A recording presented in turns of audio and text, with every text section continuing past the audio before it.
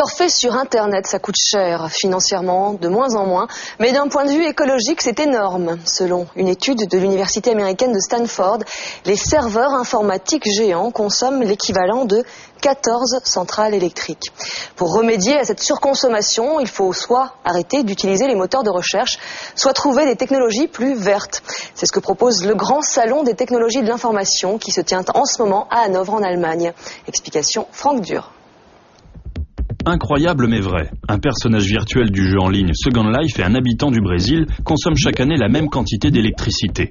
Outre les ordinateurs, les centres de données sont montrés du doigt, car ces gigantesques fermes informatiques où les sociétés comme Google stockent toutes leurs données sont très gourmandes en énergie et elles rejettent du CO2 dans l'atmosphère. Les sociétés du monde entier devraient prendre ce problème à bras le corps, car en termes de rejet de CO2, l'activité Internet est comparable au trafic aérien international. Il faut faire des progrès. Le fournisseur d'accès allemand Strato a rappelé avec fierté que ses 30 000 serveurs tournent tous à l'énergie hydraulique. Des entreprises comme IBM ou Google participent à des projets visant à réduire la consommation d'énergie. Mais il y a encore d'autres pistes à explorer. Je vous invite à réfléchir à la nature des données transférées par Internet.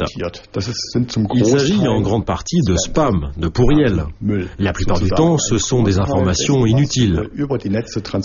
Et si nous parvenions à réduire ces pourriels, le réseau pourrait alors être exploité avec beaucoup plus d'efficacité.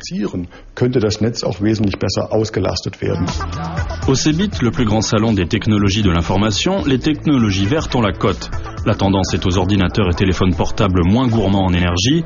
Tous ne répondent pas aux normes écologiques, mais les consommateurs sont prêts à payer plus pour les technologies vertes. Même si les nouvelles générations d'ordinateurs consomment souvent moins d'énergie, inutile de se précipiter pour jeter l'ancien modèle. Car les PC et les portables génèrent jusqu'à 50 millions de tonnes de déchets électroniques par an.